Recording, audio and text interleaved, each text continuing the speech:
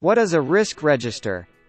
A risk register, or risk log, is a risk management tool that's used to identify potential risks that could affect the execution of a project plan. While the risk register is mostly used during the execution of the project, it should be created during the project planning phase. It's never too early to start thinking about risk analysis in your project, and having a project risk register on hand and ready is essential in managing risk.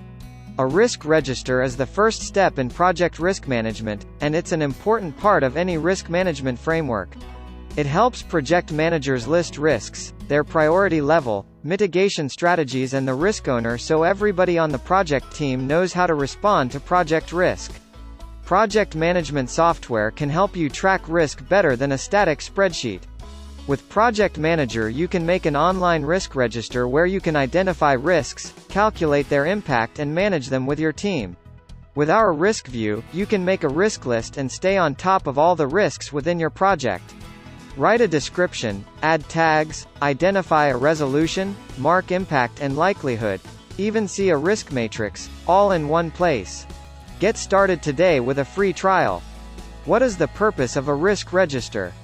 If you know what risk management is, then you'll know that the next step to managing risk is strategically working to control the potential issues that are most likely to occur when you're managing a project.